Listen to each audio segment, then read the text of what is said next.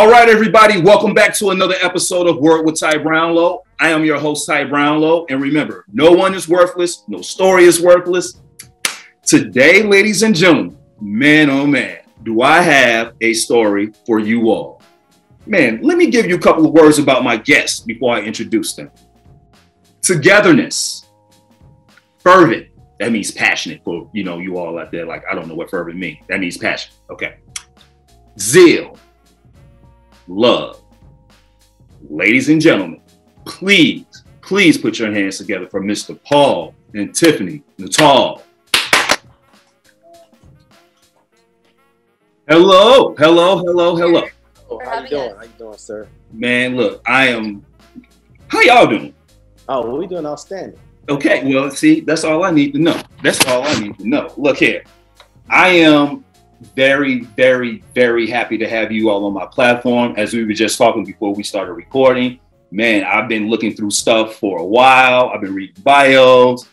I've just been enthralled with, you all's story and you all's mission and how everything came to be. So let's just get right into it if you don't mind. Okay, let's do it. All right, okay. So Second Chance Saves Lives. That's the name of the television show, but also the TV show and production company. So under that umbrella, as I said before, you have the Second Chance Saves Lives TV show, the Forgotten Prisoners TV show, and the Second Chance radio show. Can you please tell us about these shows and their mission or purpose? Okay, so I'm gonna let her do the Second Chance Saves Lives. I do the Forgotten Prisoners, and then we do the radio show. That way, we kind of be in the same category. We be on the same page. Yes. I love it. Go ahead. Oh, you want me to go? Yeah, Second Chance. Okay. So Second Chance Saves Lives first was formed by Paul. It was just second chance. He would help fallen celebrities say second chance is where it's at. That was his little phrase and motto. Then his slogan. And in 2016, when he met me, he was in the process of filming a reality show. That's how we got connected. I was supposed to be one of the girls. Unfortunately, that fell through with one of the girls having something on her record. And there's more deeper story, but that's for another interview. But then we formulated we came to San Antonio.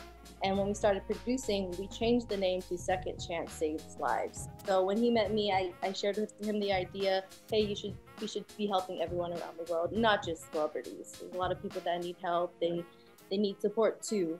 And so we need to give them a second chance. And that's how we got together as business partners. We were already friends before getting together for Second Chance. And we formed Second Chance Saves Lives, which is basically a TV show where anyone who is struggling financially, we've even had guests who needed dental work because they used to be drug addicted.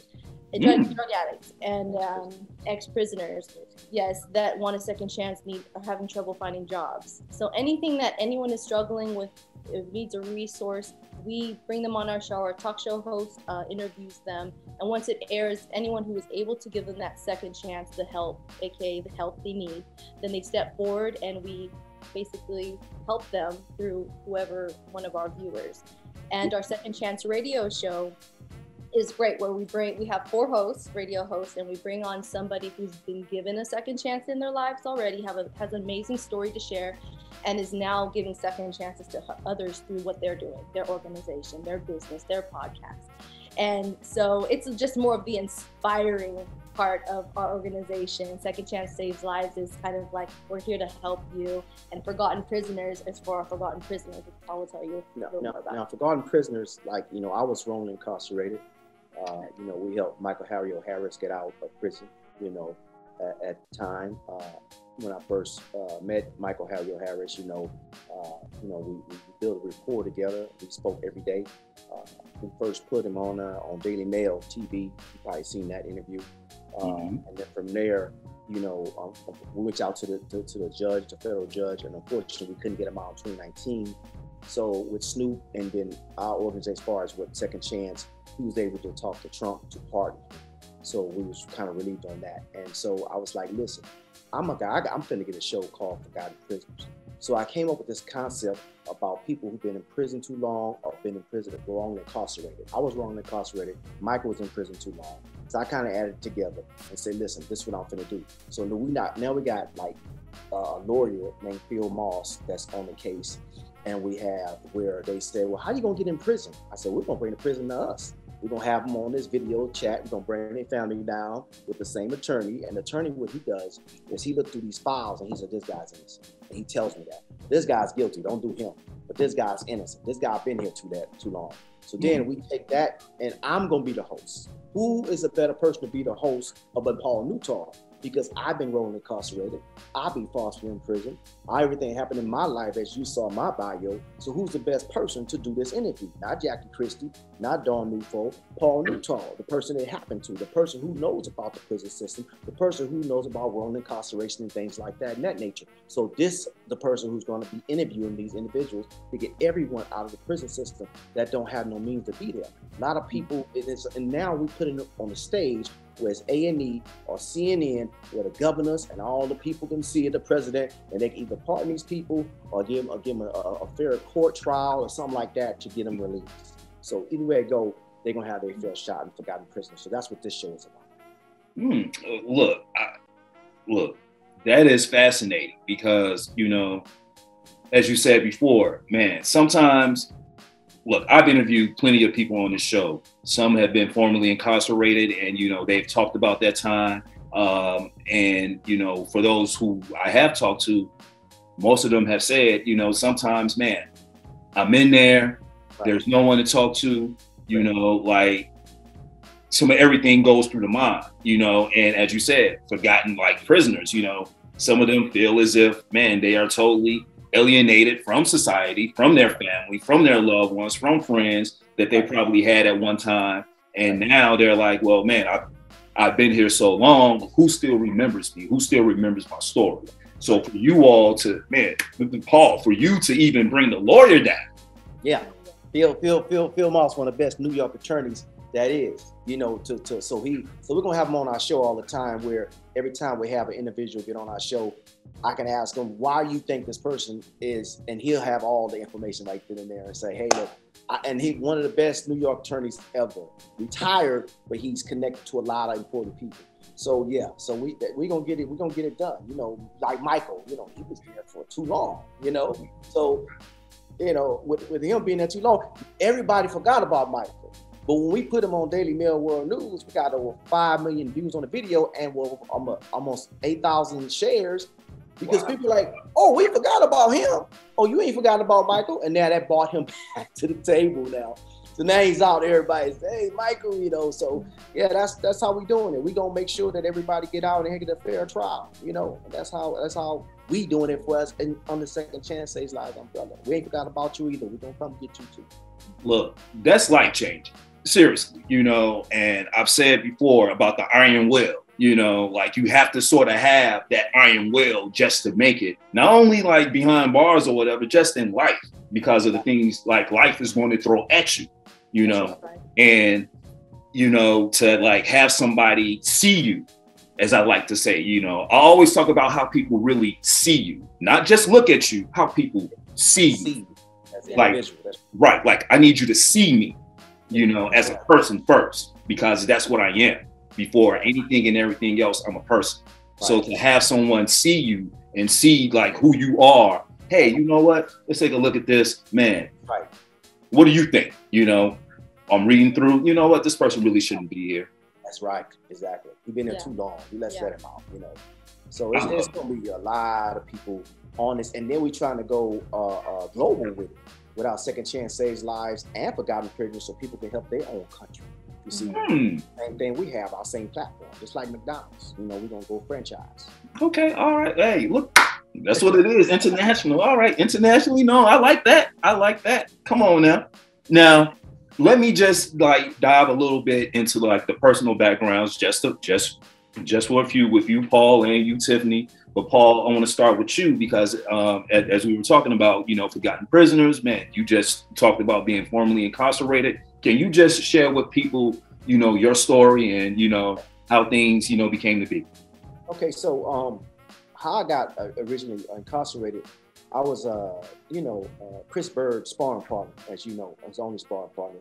And I contributed to success beating Evander Holyfield and David Toole, you know, and then I was Hakeem Rockman's sparring partner and contributed to his success of being and then it's Lewis. So I was always someone's sparring partner, and I was always training with him and things like that. I was also Tommy Hitman Hearn's sparring partner out in Detroit when he was on his comeback a while back, 2000. So, I was on Yahoo at one time, and I was, doing some business on Yahoo.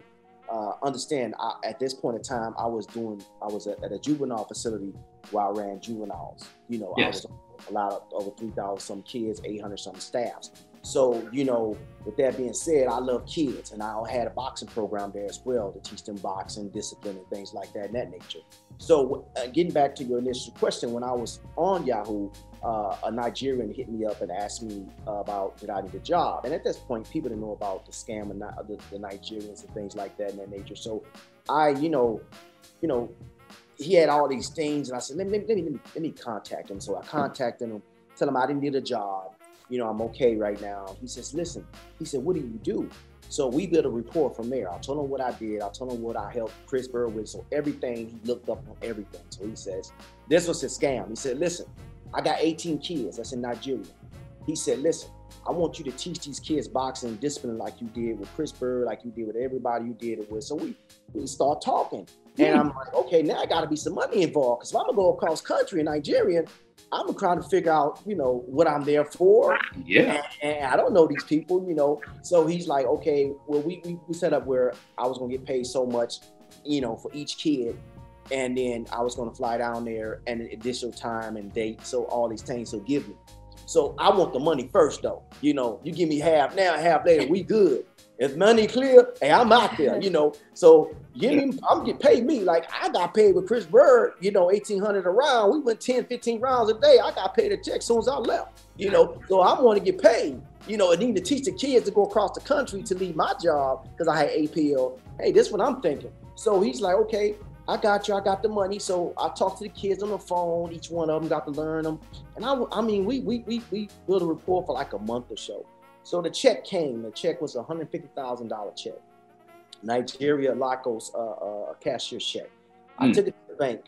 The bank got check, and she said, listen, I'm going to put a hold on this. Understand, it's a Federal Reserve Bank. I'm going to put a hold on this. If it clears, it's real. If it don't, then that means that you good, and it's a bad check, and you ain't got to worry about paying the money back to the bank. And said, okay. We waited. Me and him still talking. So he asked me, did the check clear? And I said, let me call. So when I called, you call in the voice thing, it tells you how much money you had. Right. It must have cleared because I had more money than I had in the bank already. So I said, yeah, I think it cleared. So let me go to the bank and check, and I'll call you back. So I went to the bank. I spoke to the lady, the bank manager, and she says, well, it cleared. That means you good. And she checked everything. Well, it cleared. So it's a good check. So, all right. So I'm talking to him. I called him, hey, it cleared. So I'm ready to go. Just leave me the dates and times. I'm ready to go. Okay. So a week later, he calls me back. He said, listen, like 10 kids dropped out.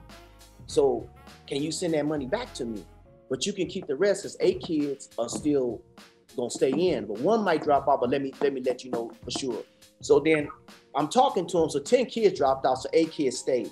So if I wasn't honest in my heart, I would say, nah, I'm gonna keep the money. You gave me, you ran me through all this. But I like, okay, I'm gonna send it back. And the first thing he said was, send it to this city, this city, this city, this city, this city. And I'm thinking, why all these cities? And he said, well, because each kid paid, their parents paid, so you got to pay the money back in their accounts. I said, okay, that was understandable. That made enough sense to me. So I went back to the bank and I wired the money to each of these countries, right? I mean, the same country, but different cities. Right. So the bank lady was like, do you know these people? And the other bank manager said, oh yeah, he's good. They know each other. And she asked me, why are you sending the money back? I explained to her. She knew. Okay, well, it makes sense. So then, he said, you keep the rest of the money. I said, just give me the dates and times. I want to get my passport. I got my APL, and on personal leave time, I'm ready to leave for 2 months. I'm good. Let's go. Let's do it. I know I got to get my shot to go there. It might be dangerous, but I'm willing to go here because I love kids. I talk with them. I want to train them. So, 2 months later, I'm calling him and texting him and do email, and it keep coming back to me, right? I call him, the phone is disconnected. I'm like, what the heck? Well, it cleared. That's on him. He lost out on 35, 40,000, so I'm good. So then 2 months later, I found out I wasn't good. They called me to the bank, told me I had to come there. I went to the bank. Then all of a sudden, we had Brian Gibson, the Secret Service was there. We had the 2 bank managers. We had another agent that was there that was in field training. And he explained to me that the check was for fraud. And, you know, and what did I get? So I gave him all the information from Yahoo. I gave him everything he needed. And then we got a kind of a tussle fight. At that time, I was arrogant, you know, like Mayweather. You know, we good friends. I was kind of arrogant like him. And I'm like, look, how many degrees do you got? I got 2. How many you got? I got 2 masters. And so we got some kind of, he said, well, you know, that's good you do, because now it's a red flag because they might indict you. I'm like, me for what? I gave you all that, everything. It checked clear to the federal bank. What are you talking about? So he's like, okay, well, we're going to see. All right, we'll see. So I'm waiting. Nothing happened. 3 months later, nothing happened. 5 months later, I'm like, I'm good. He just, whatever. A year passed by. I go to check my mail. I open the letter and it says, Mr. Paul Nutall, you've been indicted by the federal government on 40 accounts, wire and fraud, bank fraud, and all this other stuff. And I said, this got to be a joke. Because usually I went to school. I know the U.S. Marshals, as soon as you get indicted, they come to get you, brother. They going to come get you. Right. So I'm like, okay, let me call this number. So I called the number. The lady, she was like, yeah, you can turn yourself into any state police officer, whatever. And at that point in time, the Secret Service to come get me, it was their case because they was on Hillary Clinton, Barack Obama, and all these presidents finna be elected for president. So I'm like, okay, I'm upset now with the system. So catch me if you can, then. I'm mad now. You know, I'm like, you gonna catch me, I'm gonna fight for mine. Why I'm fighting? I'm going to fight for my freedom and try to figure out something, what I can do to try to send them paperwork that I'm innocent. You're not gonna fry me. You're not gonna put me in jail for all this stuff that you already have the information to or have our evidence for. That's not gonna happen to me. So I ran for like 2 years, you know. But and they was trying to, when they came off, Barack became president. Then they was really looking for me strong. They went to my daughter's house, kicking down the door. I called the White House. I called Barack. I didn't call Barack. I called the White House. The lady asked me what was going on since his administration.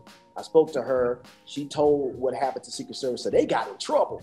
So I don't know. They got in trouble. So I'm like, okay, I don't want to go no jail unless I talk to the president, because I know the only person who can help me was him, because the Secret Service worked for the president.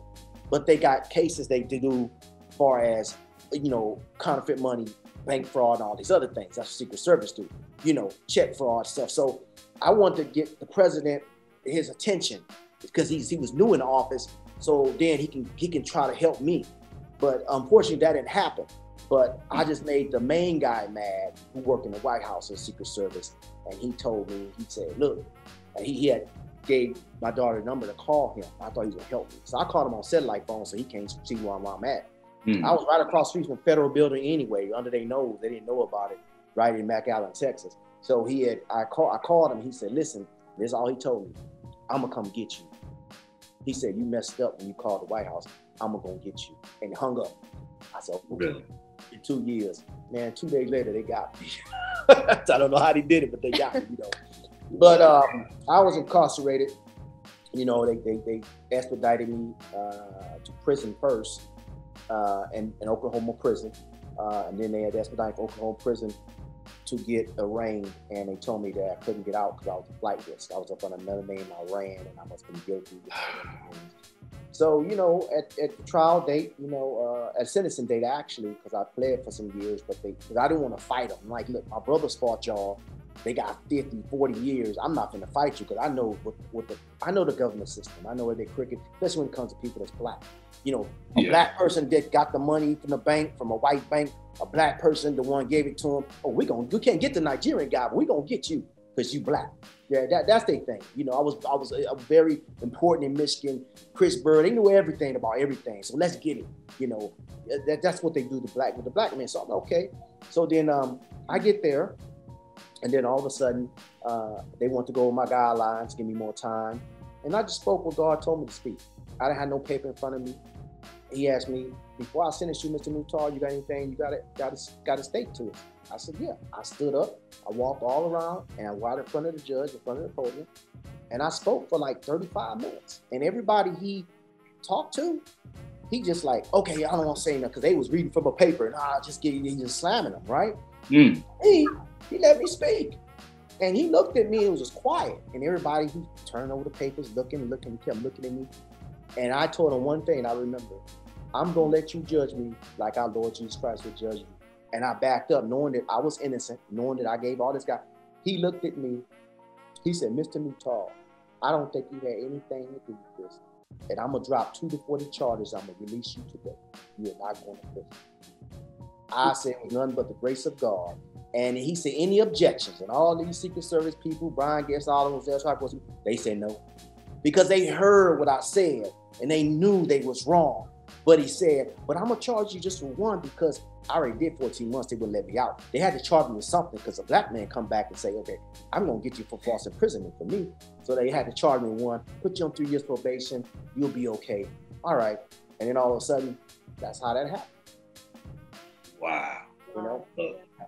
Let me just say, like, reading the story and listening to you say it, two totally different things, because like when you're reading it, you know, like in your mind, I'm a visual person. So as I read, you know, I'm like, oh, wow. Okay, man, ooh, that's bogus, you know? But as you're sitting here telling me the story, I'm still like, first of all, that's bogus because his ego got in the way, and that's pretty much what that was. As a person who's dealt with the police numerous times, I know when ego comes into play and how you sometimes got to shut that down.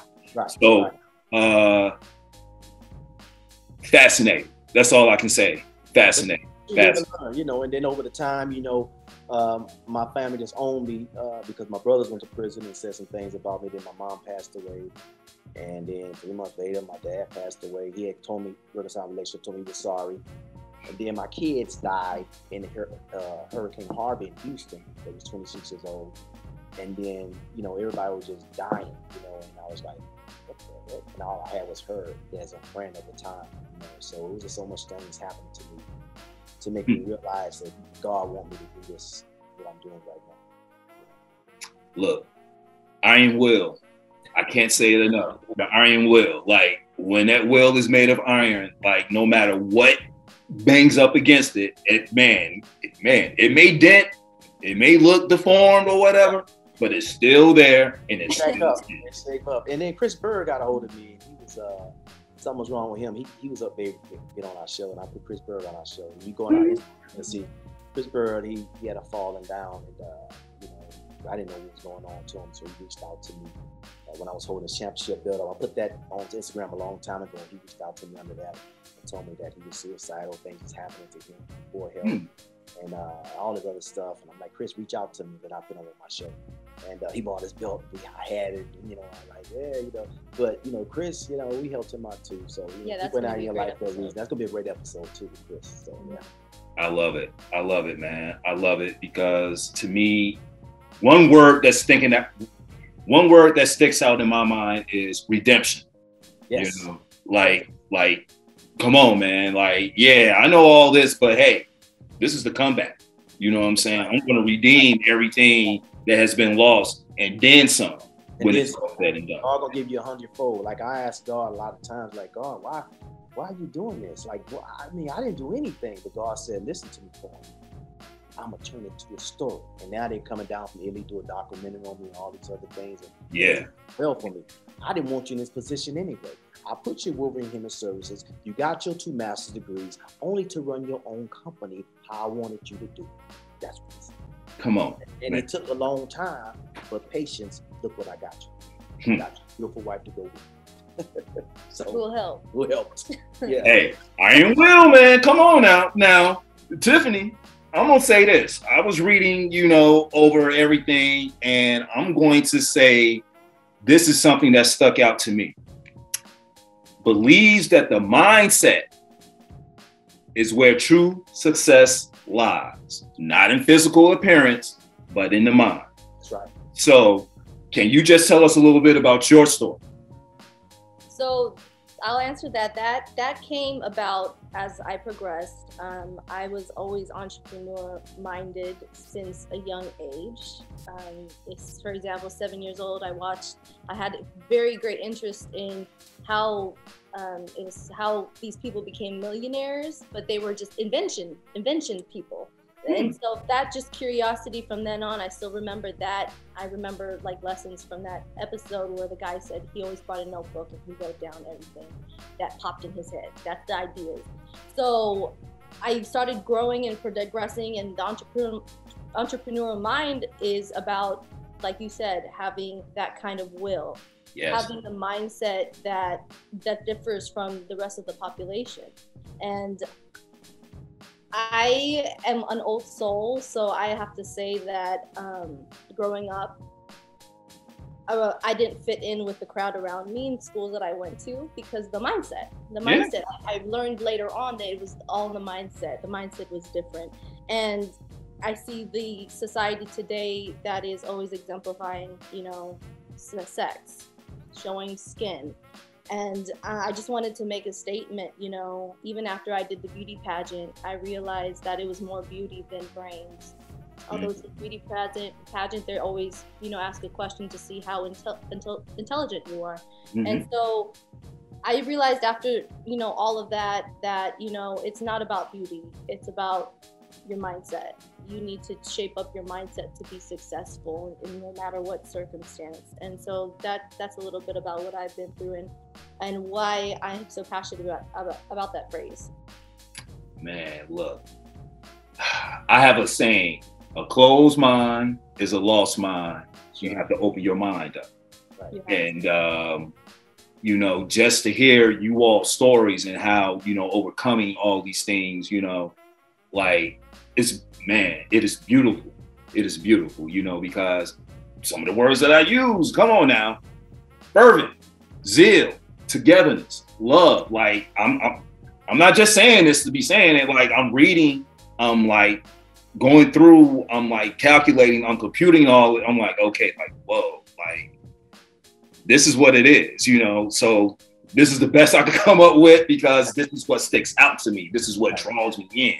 So to have you all go through all that and to come together, as you all said, as business partners, to make these platforms, and not only to make these platforms, but the mission of these platforms. You know what I'm saying? Like it's not about you all. I mean, it is, but it isn't. Like you all are, the orchestrators of all this. But at the end of the day, it's really about like helping the next person overcome whatever it is that's going on with them. So let me just ask now, so man, you all have, filmed these shows, you all have been on these platforms, you all been doing interviews and things of this nature. Let me ask, how has the show, in all platforms been therapeutic for you all? I'll give him a second to think about that, but I can say when we were producing our first season of the Second Chance Saves Lives TV show, I mean, the energy within myself, I was so uplifted just bringing in the guests and just finally meeting with them after speaking over the phone a couple of times, in the process of pre-production, and finally meeting them and seeing that kind of glimmer of hope that they have. Always like, wow, this is just an amazing time. We've been here in San Antonio. The hotel was great. Just little things like that. Just being able to give them that experience, and then coming on the show, and the young kids. Sometimes you have the teenagers, the children, come on the show, and they're always nervous a little bit. So I give them that little encouraging pep talk. Just talk from your heart. Just say you've been there. You've seen your mom go through this. You've seen them go through this.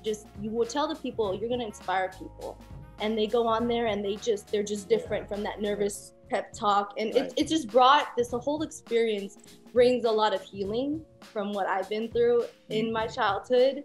And I think that's where the passion came from. I noticed going throughout my life before meeting Paul that every time I helped somebody, it healed something within me. It made me feel better, a more whole person. And that's why, that's how I followed my heart to finally get with Paul and say, you need to do Second Chance and you need to save the world because, a lot of people need it. But just to answer your question, it's been a healing, and I just love every time we produce, meeting all the guests and the families. Mine is that see my wife, people don't really understand what my wife been through. She had told me, listen, she said, I'm gonna go with you to San Antonio. And, She left all her clothes. Only thing she took was some pair of jeans and warm up, because she believed in not just me, but she believed in what we would bring to the table. So when we came to San Antonio, I said, God, why you send me to San Antonio? And I heard when he said, I told him when I send Jonah somewhere, and he did it, I'm sending you to San Antonio where it's dry land. And where no one came from. Anybody make it out of Hollywood, New York, and all that. But I'm gonna send you somewhere, your hometown, where people know who did it, and but God who done it, because you going to somewhere that nobody ever made it out of, as far as what's going on. And I said to myself, I said, God, thank you for not just bringing this to me, but thank you for, I see my wife, and I see the people that we help come aboard and to share the stories. And now I say, God, I see why you took me through this. And just to watch my wife produce, and just to watch her talk to these people, which I can talk to these people, but I just let her have their fun. Because we have a thing where you take care of this, I take care of this. I just can't do it by myself. She's your HR, she's this, and you the person that's gonna run it, you the speaker. And just to watch these people get excited, to submit, what's his name, Rayner, the guy from prison. He's so excited to get out, even for murder that he didn't commit. They know he didn't do this, but even Phil knows there's something missing. All this stuff. So it gives me a lot of joy, excitement when we film and when we see these people be happy, and people we bring to the show. Like Jackie Christie, she's a good friend of mine. She came in the pandemic to do this show for me. She's like, look, Paul, I'm coming. I said, Jackie, listen, it's bad. She said, no, I'm coming. Jackie Christie came, and she came, and I saw on a video, and Doug Christie was holding her hand, and they had the mask on. She came, and Jackie don't stay with nobody. She came to our house, stayed with us, and she did, I think she did 6 episodes. And she said, Paul, thank you. I love this show. And all of a sudden, it went all across, where internet. Jackie Christie gets on talk show, this, that. Yeah. But Jackie just loved it. Miguel Nunez Jr., he came down, Ola Ray from Michael Jackson's Thriller came down. Hawthorne James from Fire Heartbeats, Dirty Red came down. A lot of people came down for this, and it brings me a lot of joy. A lot of people came down, just to help us, to host, to do these things, to make these big moves. And then my wife, as her just producing and things, I just sit back and I just look at God and I just say, thank you, Lord. Thank you. I know you didn't want me to do this. You picked us when we was born. You already knew what was going to happen in our life, what we was going to do, what we was going to go through. But you just told us it's for a reason. And that's what the reason is for, to help people around the world save lives. And only you two can do it, based on your story, based on what she has done, based on how y'all came together, and based on how y'all producing these things and bringing these people together to save it. And I get so much heart and joy out of it. And sometimes I just wish that my mom could have saw me do this, and that's all I wanted her to do. Hey man, look, I always feel as if, like, sometimes when you're doing so much positive in the world, they're still around. They may not be here in the physical, but in the spiritual, they're still around. And you're just, man, you're doing what was needed to, be done. And trust me, in the end, man, as we said, tenfold, okay? Man, everything's coming back tenfold. So, man, look. Well, y'all gonna get me choked up over here now. Don't be getting me choked up on the show now. All right, man, look. But I just love, like, everything that you all have been talking about. As I said before, I've read, I've read the bios back and forth. I watched the videos. I've done everything. And, I can relate, as far as, like, working together, with your, mate, your spouse, what have you, man, building something from the ground up and just watching it, like, blossom, watching it bloom into something, like, spectacular, So God all the glory. We gave him all the glory, because without him, nothing would have been possible, Definitely. So we just got to give him all the glory. I know my mom is looking at. I know they know the truth now, my dad now, but I just, sometimes we want to be there with them you know, want the hugs, you want to see the expression, you know. My baby boy made it, because I was the youngest, in the whole group. You know, she always been by my side when I was training Sean Elliott karate and stuff, and I was kickboxing world champion. She was always there for me, you know. And I just wanted her to say, look what I do, look what I'm doing now, Mom. You know, I went to jail and stuff, you know. But again, like you said, she's looking down on, you know, God had his plans and he has the reasons why. We don't know it, but we all right now. You know? The health, the spirit, you know. And not everything's in our bio. Yeah. Well, okay, and yeah, I mean, I can pretty much imagine, but I mean, just like what's in there and what I've like read and, you know, everything else, like it's still like, if you don't have a certain amount of compassion and a certain amount of understanding, you know, just to like figure out how to overcome certain things, you know, to go through like certain struggles in life, like deep struggles, and to overcome that and to like work together and like build, and, you know, the love is there and everything else. And it's like natural, man, like everyone can't, you know, go to that level. So as I'm sitting there and I'm doing, man, reading this and all that, like, man, I just went to a place, you know, and I'm like, yeah, this is, woo, boy, heavy. It's heavy, but I love it. You know what I'm saying? I love it. I love it. So now let me ask, now I know we talked about it a little bit, or you all talked about it a little bit, but let me ask, like, how do you all determine who gets featured on your show? Okay, so we look through the submissions, me and my wife, and usually she do. I really don't.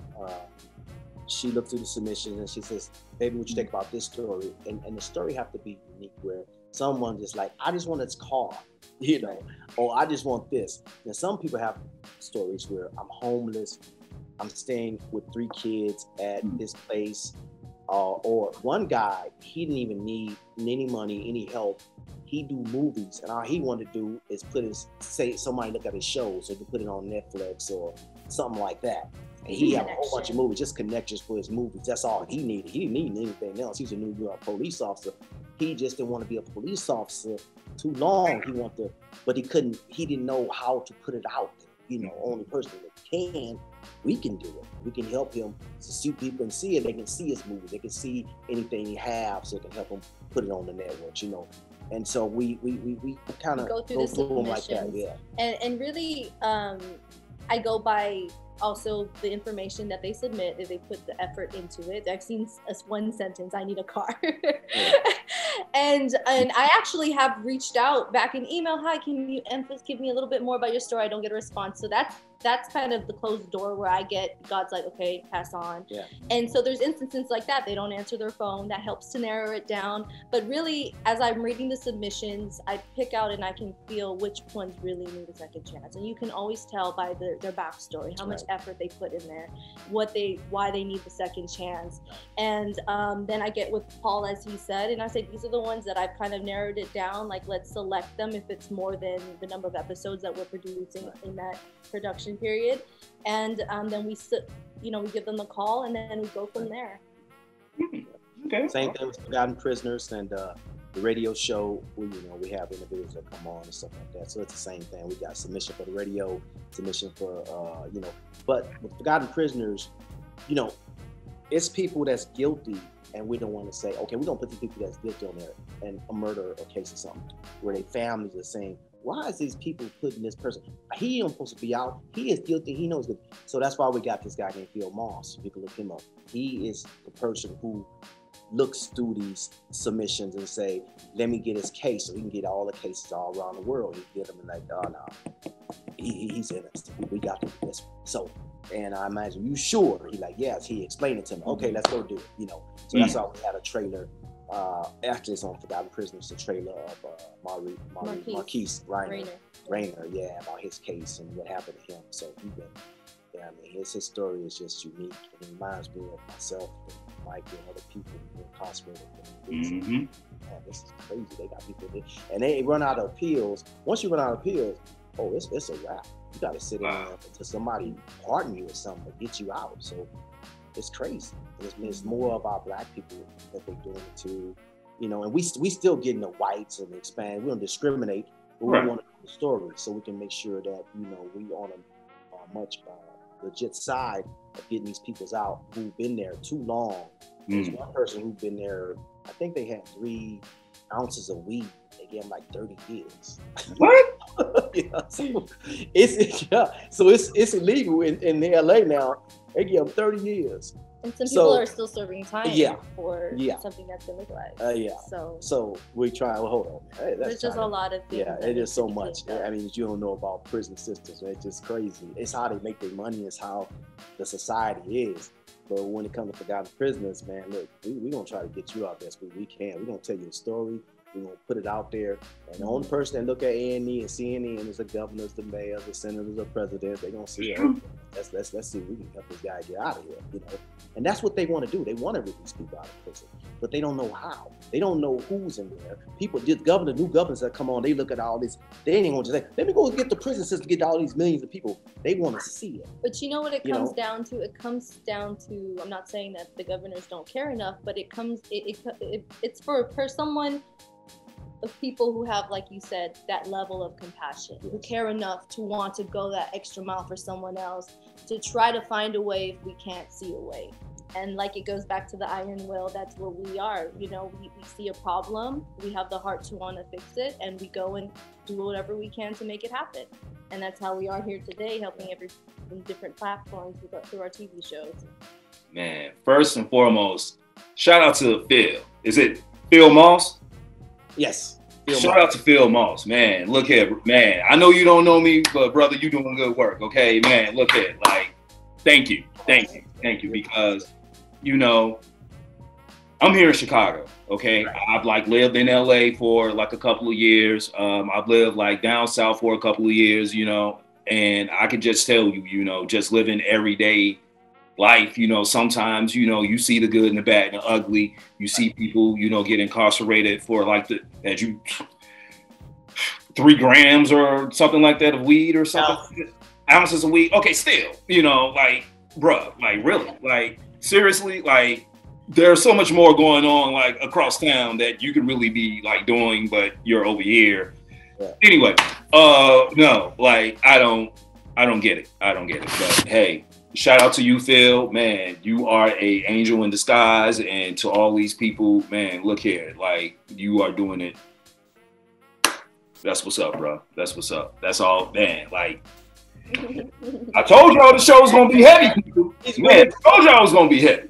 Yeah, he's willing to do it for free and come down. And he's willing to, don't be flying him out to come down every time we have an episode. He's going to be on the show, and I'm going to say, welcome Phil Moss to the show. Phil, why you think this person is? He's going to lay it down to him. He's going to lay it down to the court, so he's going to lay it down to the ground.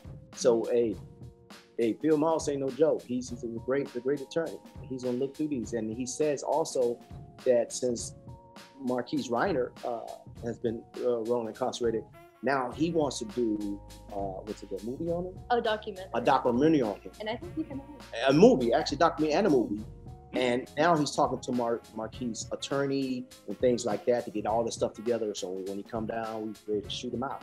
So yeah, and he's doing that. He said, listen, Paul, I know you did it. We can do 80-20, whatever you want to do. He said, I can put you as an executive producer, but I tell you what, I'm getting these people out, man. He said, I'm coming down there free. Just fly me down. I'm going to tell the story. I'm going to get it, the guy, yeah. Wow, look, like I said, Angel, Bill Moss, you the man. Yep. You are the man. That's all I got to say. You the man, bro. You are the man. So now let me ask, okay, you know, I want to move it over here just a sec, you know, just for a little bit here. Now, I want to ask this question because, you know, as we talked before, you know, I've worked with my wife on her show. That's how I, you know, pretty much started out, you know, doing media, what have you, and, you know, just watching her grow and, you know, develop her thing, and that led me into coming up with my own show. So let me just ask, like, you all were already business partners, but what was the moment, if you can, you know, tell me, like, what was the moment things turned from business partners to being serious and then to get married? Well, I can ask that question. I always liked Tiffany. You know, she was a great person. This lady, she helped me so much where her bank account got low. She was had to pay credit cards and stuff like that. Everything was going into delinquent because she believed in the movie so much, we was working so much. I'm like, listen, she went all in for me. And so I just started liking her so much. And then she was having some boy problems where people would, you know, she had to get guys, which I was good and all this other stuff. Pretty boy. So she would get hurt by them. And so one day she called me, we FaceTime, I never forget it. And she says, I'm tired of getting hurt by these people. And she cried, I don't do nothing to anyone. I said, listen, God gonna bring you somebody that's gonna be a good husband to you. And I heard in my mind, God was like, it's gonna be you. And so we started talking for a long time. We spent like every day we have to at least talk for 3 hours. And it was just a conversation where we would talk for 3 hours, talk about second chance, talk about how big it's gonna be, and inspiring each other. And then we'll go out to eat, I'll pick her up, and we hung out every day. Like she come to me on, was it Father's Day? You know, she came to see me on Father's Day, and everybody was getting upset. You my friend, you don't spend time with me. She hung out with me. We went everywhere together. And so that's how I was like, listen, I think I want to marry you. And she said, no, Paul, we're just friends. I was like, okay. So it transitioned to where we started liking each other a lot. We talked on the phone a lot. And then she started believing in me and things like that. Then we started dating. Then we started dating. Then from dating, and then we got married in Vegas. But a lot of people didn't like that move, especially her family, because, you know, they want her married in the Philippines and stuff like that. Prejudice at times. But they weren't prejudiced at the beginning. But when I had to court their daughter, they didn't like that. Yeah. So, yeah. So, and then she loved me. You know, I have been around girls in LA that just want you for your money. I've been around girls in LA just want to become something because, you know, you got a camera in you. She wasn't the type of person. I mean, I had money like $20,000 on me before, flashing. She like, you put that money away. That don't impress me. You know, I'm like, what? For real? Okay. You know, and then right then and there, God was saying, that's the one there. She didn't care about celebrities. I was like, hey, Nick Cannon gonna come. I said, go to Nick Cannon. I would tell her go to different places. Nick, come on, where's she at? I said, Nick, she over here. I said, go up there, take a picture with Nick. She's like, nah, I ain't going around. I don't care about no stuff. She didn't care about nobody. I'm telling you, I mean, everybody. The only person she took the picture was Floyd Mayweather. But I'm a boxing fan. I'm Pacquiao. Yeah. And Pacquiao, I'm a boxing fan. Yeah. But everybody else, she like, nah, I don't want to do all. But she was just the type of person that made me think that, listen, man, you need a wife like this. She was real smart. I didn't know how smart she was until she started doing production. She started doing the rep. Wait a minute, we got to get somebody to build this website. She said, no, you just don't know. I can do this myself. And that, if you see that website, she did that. Everything else you see, production, the editing and all that stuff, you go to our Second Chance Stage Live Instagram, you see the clips and all that, she did that. All the people, all these episodes, these color grading, these editings and all that stuff, what we are is a licensor and they the broadcaster, just like Lee Daniels on Fox Empire. He had his own thing going on. He filmed it, but they broadcasted it, right? So she's like, we had the editor and had a color grade or whatever. We had to do all that, but she told him how to do it. Put this in this spot, this spot, this spot, this spot, this spot. And when she did Chris Berg episode, oh my God. When his mom, she said, he said, my mom was in my ear. They'll show his mom being in his ear. Chris, you need to come on, Chris. You know, I was like, wow, this is crazy. Like, you doing your thing. Like, I didn't even know. I got upset. I thought I was the one who do it. So I was like, nah. God said, I let her do it. But yeah, so I just fell in love with her, and it's just been a great moment. She had me lose weight. You know, I used to be over almost 300 pounds. I was bald headed. She told me, grow your hair out. So my hair started growing all wild. So I dreaded it up and it started growing crazy. But then 5 or 6 years, and then now I lost so much weight. I'm weighing like 195. I'm all up now. And that's what God wanted to be like. You know, I'm on a strict diet now. I only eat so much. I don't eat the candy and all this stuff no more. And I give it to grace of God, the source, but I also give it to her because she said, listen, you used to be a boxer, you used to be a trainer. You know, all you want me to do is, when we have kids, I don't want you to be gone, right? So, I mean, I went everywhere from cardio, artists, all of them. You in the greatest health we've ever seen. Blood work, everything, you good. I'm like, oh, thank you, Jesus. Well, thank you for sharing that, babe. I'm gonna give you a little bit of the exclusive. There was from the moment I had a feeling he was gonna start liking me, because that, in the most humblest way, that every person that wanted to do business, it ended up them liking me in some way. And I was already pushing him away, like, no, this is just business. I was already in that drill. So when he asked to marry me, my heart dropped, and I was like, I knew it, kind of thing. I'm like, oh, we're just friends. And then he asked 2 or 3 more times down the road, kind of half joke, half serious. And each time I said, we're just friends. But that's when God started dealing with me. He started showing me signs. I started asking some spiritual people, 2 different people that didn't know. They said there was going to be a Leo, and they saw marriage down the road. And the only Leo I knew was this guy. And so, and there was more spiritual things that started happening. And I just knew, I was at a point where I didn't trust anybody with what I've gone through in my childhood, with just people, I've gone to a point where you had to earn my trust. It's not, I don't give it, you earn it. And so over time, I started realizing, once God was showing me, God, you're trying to tell me that this is the man I'm supposed to marry. And I see it now. But there were some concerns, because he was older. I wanted a lot of kids. I always wanted like 8 kids at least. Oh. Yes, big family, and he already had. At the time, he had 5 kids, but then we found out he had 3 more. When we started coming out with stuff, they started coming out with said he had 3 more kids, so he had 8 kids, and I wanted kids, and I was just kind of like, I don't know if you're able. He's double my age. I'm 53. So it was a concern for me. Let's just say, 100%. I told him, I said, I want kids, and this is how I see how my life, I envision everything. And he was okay with it, on board. I don't know if he thought I was serious or not. See, all my kids are grown now, so I'm the oldest one is what? Would have been, they passed away, they would have been 33. The youngest one was 28.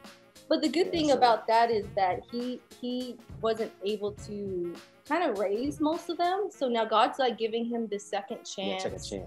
To have and build the family and be there for his kids 365 days of the year and raising them. Come on. So it's gonna as you get older, you get wiser, So. Hey, brother, look, take it from man. You preaching to the choir, brother. I got married at 45. We've been together 3 years. I'm 48. Well, I'll be 48 on Thursday. So, yeah, I understand. Like, it's time. It's time. There is no playing around. There's no second guessing. When you know. And that's what I try to tell people, like, well, how did you know you were going to do this? How did you know? I'm like, look, I know what I didn't want.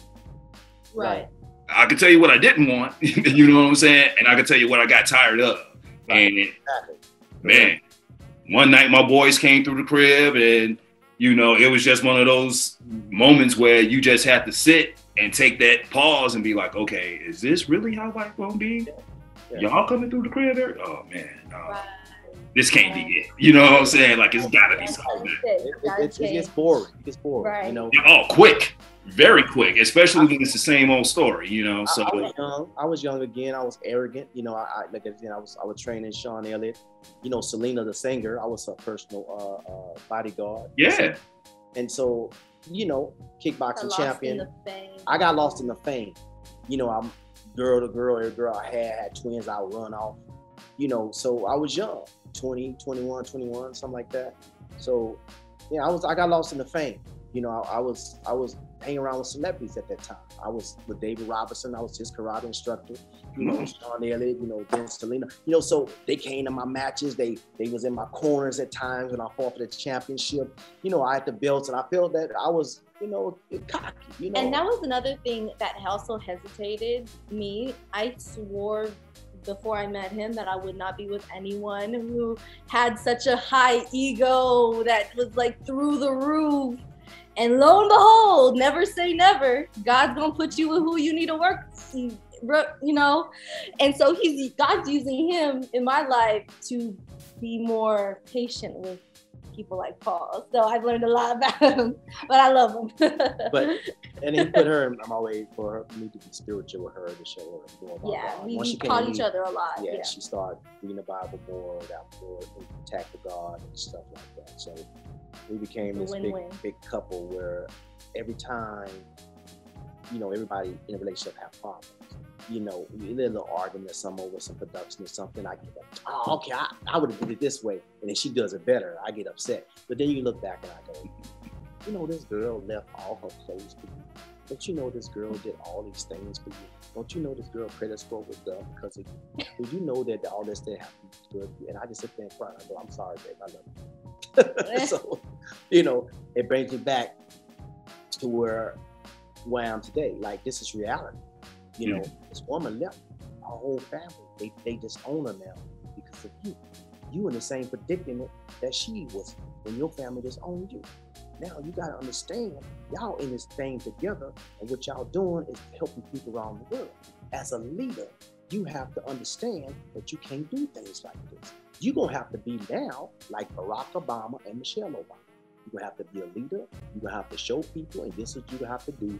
And that's what I'm saying. Okay. With the arrogance, and right. You get grown and you get wise as you go. So I'm proud of him in that.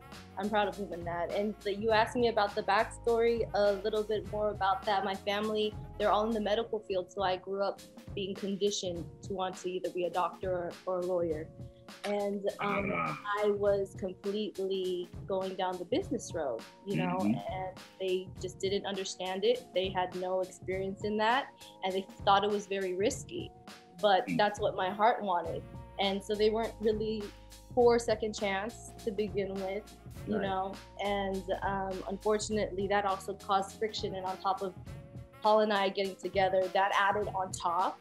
So I've been through a lot trying to being where I am now and becoming the person that I am through all of these struggles. And there's so much more to that, but that's a little gist of it. Hey, there are certain things I even talk to, the youth about, because I work with youth as well. And I keep it real. And I tell them, man, your first adversaries won't be people that you don't know. They will be people that you do know. Some of these people you live with, and you're going to have to figure out like how to move away from that, or you're going to be in that, realm where it's going to be hard for you to move. It's going to be hard for you to concentrate. And every time you think you're, getting a step up, oh no, they're going to bring you down 3. That's right. Because there's like an invisible shield or like layer that's hard to break through when you're trying to break through and make that change. So, hey, you know what I mean? Boy, look. Oh, yeah, man, now, come on now. Y'all, boy, look. Where my tissues at now? All right. Well, look, now, I just love, like, everything we've been talking about. And I know, like, man, you all have, like, given me plenty of examples, but I'm going to ask this question anyway now, okay? You all are building this empire together, as I've mentioned before, okay? But Paul, what is one thing that you're learning about Tiffany as you all grow and build this together? And Tiffany, what is one thing about Paul that you're learning as you all build this together? I learned that she's a very smart person, very kind, trustworthy. She's my best friend. And as well as my wife. I learned that I can't do this by myself. She's very talented in everything she does. She's incredible. She's extraordinary in the things that she do. As far as the production, I have learned that, when to tick off and don't tick off. I've learned, when she cries and I'll hold her. I learned that when I cry, that she don't look at me as being every man cries. You just assist with it. She don't do all that. She just tells me, Paul, I just learned a lot about her that a lot of people don't understand her. Even her own father don't even wasn't deep inside as far as what I know about her. She doesn't know. I think that She's a very kind individual. With this production company, how she built it. I would say I built it from ground up, but with God as a source, she built this from ground up. I really didn't do it. I'm the speaker. She built it from ground up. And I can't say I want to take, all this credit. I have to give her at least 85% credit, and I'll take the rest. Maybe I have ideas about it, but when we wanted to do with the studio, she like, I think we should buy our own studio. We'll go to the studio. I told her no. We going to this other person's studio, and it was all jacked up. She made our own studio, did our own studio. We built that joker, man. We had we bought a brand new studio. I mean, we've seen our studio. I mean, it's lovely. I mean, everything. And then she put the wood on the floor and all these other stuff. And people come there like, oh my God, this is a great studio. This is the best in San Antonio. We should put a sign up now. I mean, she did it all. And I'm like, man, all I had to do was just speak. So I gave her all the credit, because I didn't even know she can do all of this. I give God credit first. But as far as the production, like I learned a lot from her in even ways and even kind of speaking. I always been a first-rate speaker, with kids and stuff like that. But when it comes down to, doing things as far as editing or doing things, she goes, you can do it, let me show you. I learned a lot from her, and she never took up any film school or anything like that. She just know how to do it. And I'm like, and they're like, who did these videos? This guy from Tomas in Italy, he's coming down. He's going to do a documentary as well as all the other shows he's going to do for us. And that show, the new intro and all these other things. And we got everything new now with the second season. And he saw the videos. He said, who did this? I said, Tiffany. He said, oh my God, I tell you something, Paul, if something is wrong and something is right, and everything is right about this. The only thing that's wrong is I don't like the music, and the font is kind of too cartoonish, but I'll change that, but everything else. He said, hey, she nailed this one. She nailed this. We sent him some episodes, and he was like, she's an incredible person. I learned a lot. But thank you. He has a great heart. That's one thing. I always had a heart, but his heart is different in another way, which I love, his compassion. And what I learned from him, I was saying that the ego is what I didn't like, but the ego is what's helping me to be more confident as a speaker. I'm a person that's behind the scenes. I'm an introvert. I can be extroverted, but I'm comfortable in my introverted space. And so even speaking on radio shows, that's not something that I did. He was always the speaker in the organization. I was doing the producing, but he was the speaker. He was going out, he's doing the business calls. If I needed someone for him to call, I'll say, hey, babe, can you call this person? And so he'll do that. And I love that because we make a good team that way. That's something I don't like to do that he does so good on. And he can talk for days and hours. He'll give you every detail. He's such a great speaker. And so when he speaks, I learn how to be a better speaker, a more confident person. And so that's what I love about him. We make each other just whole. That's what you learned. That's what I learned. I learned a lot. I learned a lot more. Yeah. Is that not good? That's good. Hey. So once again, ladies and gentlemen, if you haven't heard some of the words that I've used now, okay, like togetherness, man, love, zeal, fervent. Listen to what I'm saying, okay? Like, if you all don't understand after listening to this story, then there's nothing I can do for you, okay? There's just nothing I can do for you, okay? Y'all need help.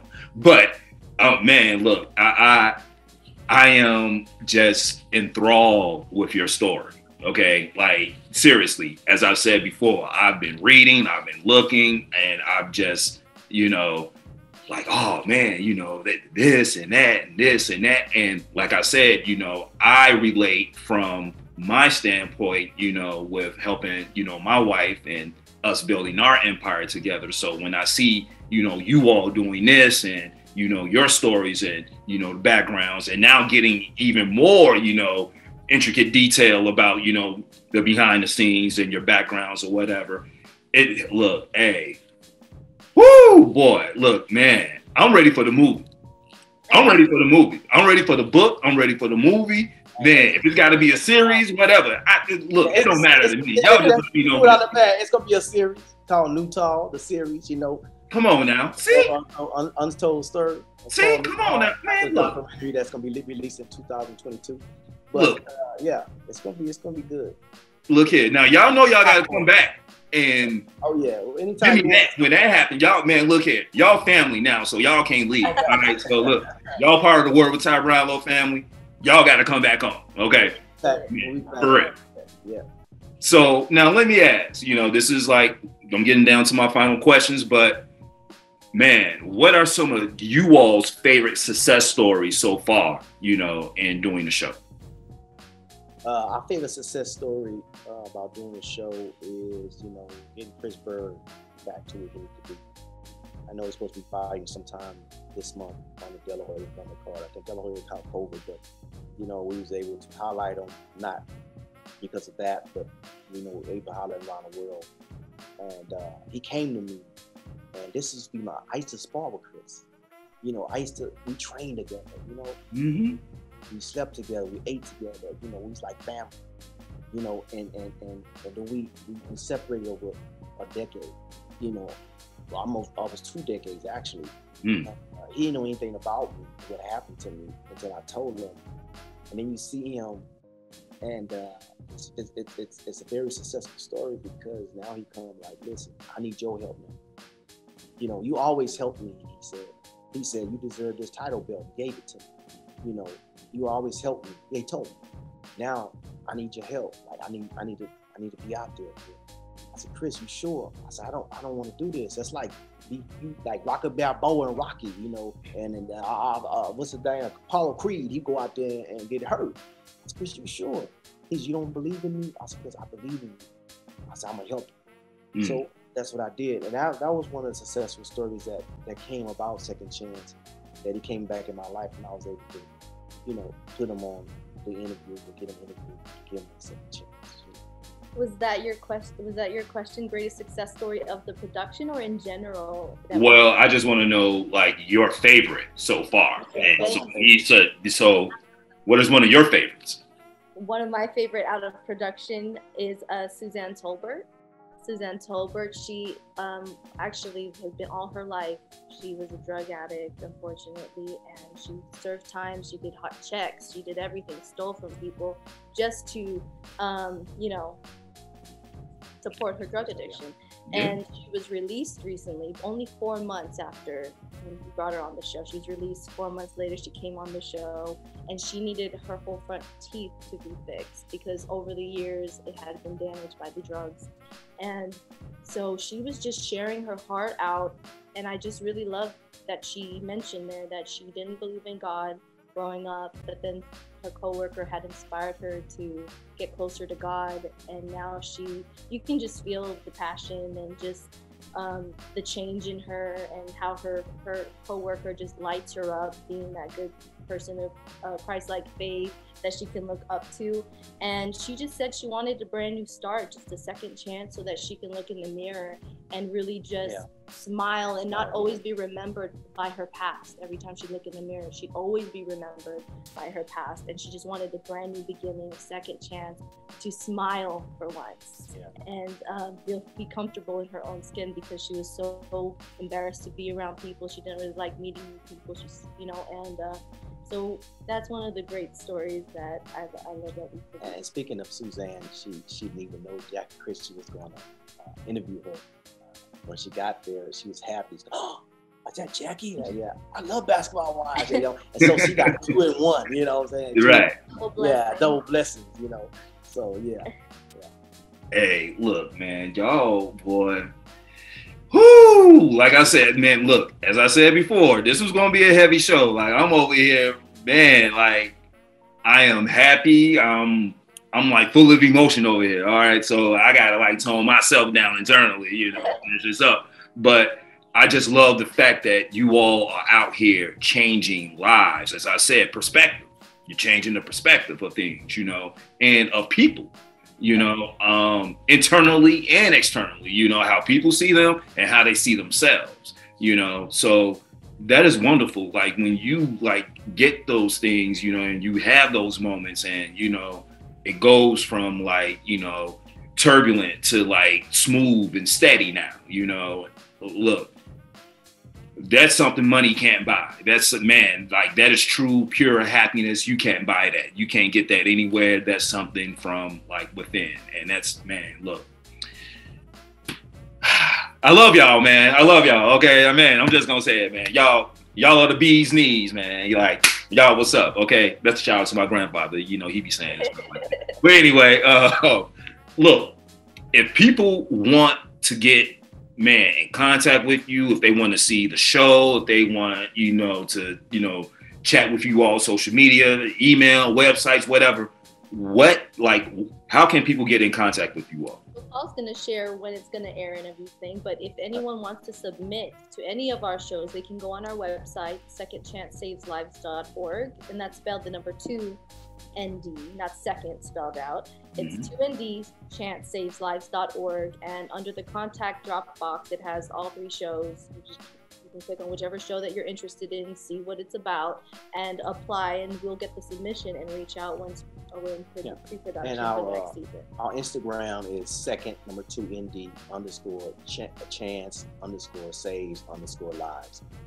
Again, Instagram second 2 ND underscore chance underscore saves underscore lives. Our Twitter is at second chance saves number 2 ND chance saves, which at second chance saves, and our or you can go to, yes, our Facebook is Second Chance Saves Lives, or you can go to where all the links on our linktree.com, Second Chance TV Productions, and there you'll find our bios, each one of our TV shows, previous interviews we've been on, and articles that we've been, it's always updated daily. So all that'll be the fastest way, because that'll direct you to each show. Now we have a date, which is a Saturday, between 7 and 8. I mean the time. We don't have the green light date as yet, but we still got to do some things with our per contract episodes that we have to establish for them, and then they'll give us the green light. But they know it. We know it's going to be this fall. We know it's going to be November. We know it's going to be October. We don't know. I know it's this fall. So we're going to. It's coming soon, y'all. It's coming soon. Yeah. So the date, only don't have the time. I don't have the date yet. Okay. That's going to be now. Gotten Prisoners, again, if they go to our Instagram, we'll promote it and tell them what channel it's going to be on. Is it going to be A&E or CNN? These are 2 channels it's going to be. Okay. And the Second Chance radio show, Oxygen, because I know Christine Collin from Oxygen, NBC. So she wanted the episodes once we do the 6 episodes for the radio show. So that will be on Oxygen once we do that. But again, they keep up with that on our Instagram or updates on what our website or whatever. All our social media. They can see. All right, man. Look here, people. Y'all heard them. Man, hit that Instagram, that link tree, websites, all that, man. Look, stay in tune. If you want to know more about what's going on, or if you know someone that needs to be on, or you may want to be on yourself, hit them up. That's why they're here. Okay. And also on our radio show, we added a new segment where anyone who's an independent artist is creating their own music, we're going to be airplaying their music, do a little 20-second feature. Yeah. Oh, wow. Photo and their music. So we're actually also taking submissions on the radio site. Like Love and Hip Hop, you know how the music players, they go 30 seconds, says go to Spotify or whatever. So these are new artists that want the music played. Giving them a chance. Yeah, give them a chance to hear it and stuff like that. Yeah. Hey, look, all my independent artists, okay, man, not just the rappers, but all my independent artists, man. All genres, all around the world. Take all the songs, bring them to us. We're gonna light them up. We're gonna put them on there, as long as they have their own masters, all these things that they got to have, and as long as the song is played great, because we send it to different people, you know, that we know, and that's good at producing, that knows the music, you know, like Teddy Riley, people like that. They listen to it, ready to go. Then you put it on there, then we just put it on there, and all of a sudden, you know, they'll play it with the cover and for 30 seconds, and people hear the music, and they go to the Spotify or whatever their music is at, you know, to help them get started. Connections, people. Connections. Tell a friend to tell a friend. That's right. Man, tell a friend to tell a friend to tell a friend. All right, look. So we've come to the last question of the show. The question that my show is known for. So y'all gonna have to answer these questions, okay? So we're gonna start with Tiffany. Oh, see how I did that? The Tiffany. So check it out. What is the one word that best describes you and why? All right, you ready? So the best word that best describes me is something that I created. I don't know if it's out there, but it popped up in my head. God-made, not self-made. God-made. Everyone throwing in that self. I did this, but all good things come from God. So It was God. I realized one day I'm not self-made. God made me. That's right. He brought me through all of that. I didn't bring myself. Right. He didn't open these doors. He didn't protect me from these people. I didn't do it. He did it.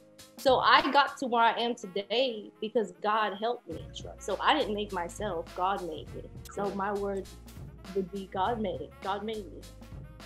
Not self-made. God made me. Brother Paul, look now. You didn't think I was gonna leave you out now. I mean, no, I wasn't gonna leave you out. I believe in ladies first, but I got something special for that one. Come on. I'm gonna have two words. I'm gonna say God made with her because without him, nothing is possible. But I'm gonna say I'm a fighter. That describes me. I'm a fighter because look here, I fought my way through poverty. I fought my way through the justice system. I fought my way through everything. Everything in my whole life story was a fighter.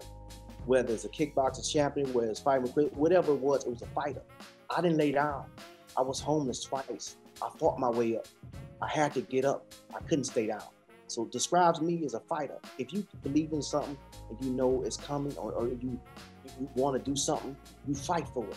I don't care if it's for a family member, I don't care if it's for a wife, whatever the situation may be, situation stand at hand, fight for what you have to do. Go ahead and fight for it. Fight for being a singer. Fight for being what God taught you to do. Fight for it. You got it will. God can tell you what to do, but you still got it will.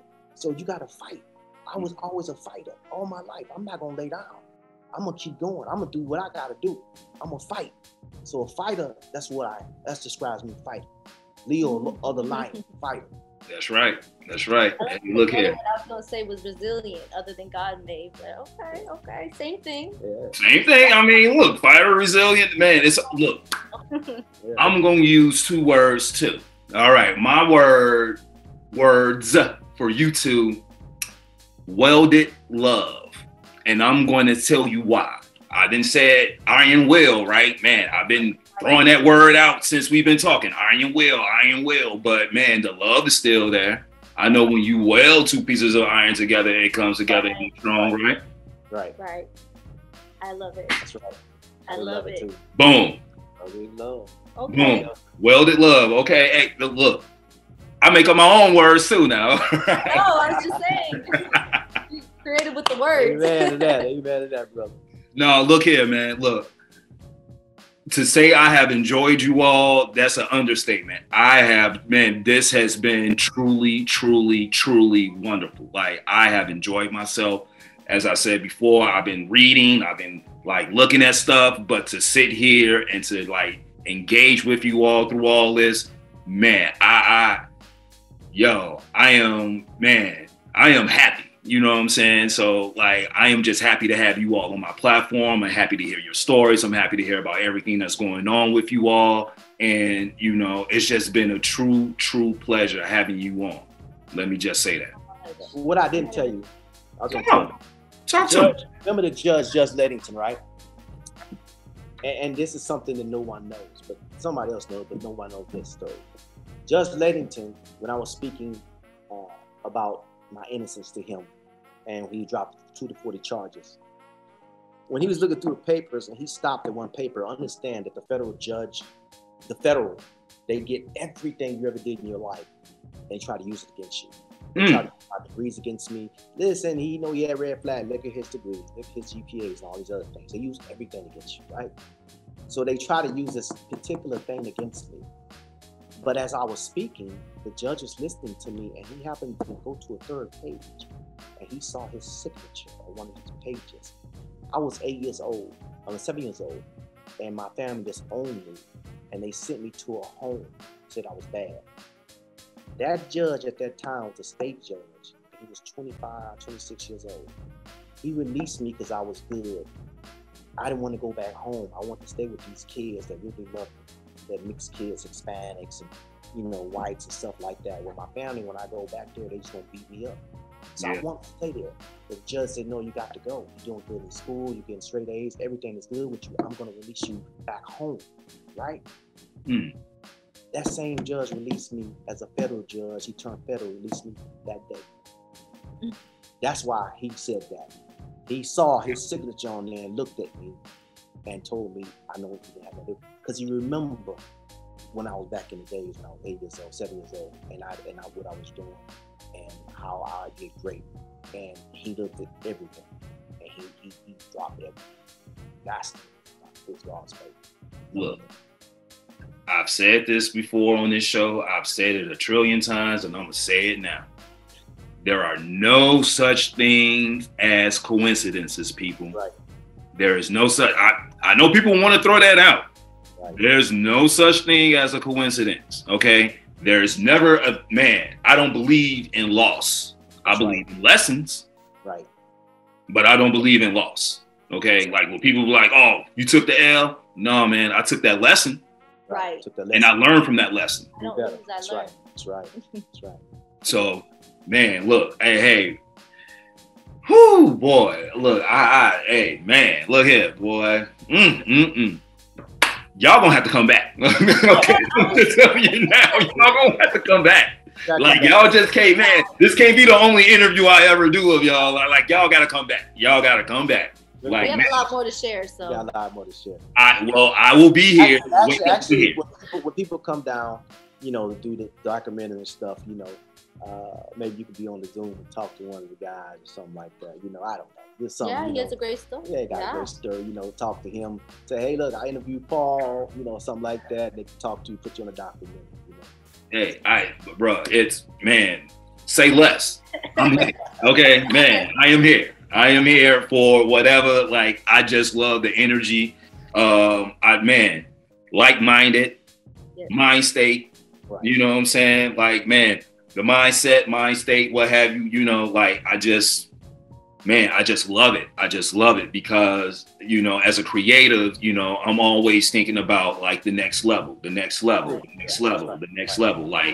how far is this going to expand, So, man, look, as I said before, y'all got to come back because I will be more, man, I am always happy to have y'all on, okay? For real. And everything that you do. We promise people something, we usually do it because the only thing you got is your word in life. You say, hey, I'm going to promise you this. I promise you, we'll be back. Yes, please. Come on back. For having us. We appreciate you. We love your energy as well. That's right. Look, I love y'all and y'all energy and the story, because it all goes together. So, man, look, hey, that's what's up. Ladies and gentlemen, once again, this has been Word with Ty Brownlow. I've been your host, Ty Brownlow. Remember, no one is worthless. No story is worthless. Follow me, all social media platforms at Word with Ty Brownlow, or just go to my website, tybrownlow.com. Man, you going to get this gospel. We've been having gospel, y'all. Like, this been a little church up in here. You know what I'm saying? Y'all gonna get this gospel, plus other great interviews. Woo! Paul and Tiffany. Nutall. That's right. Nutall. Peace. God says a name, Paul Nutall. Paul Nutall. We out, y'all. Peace.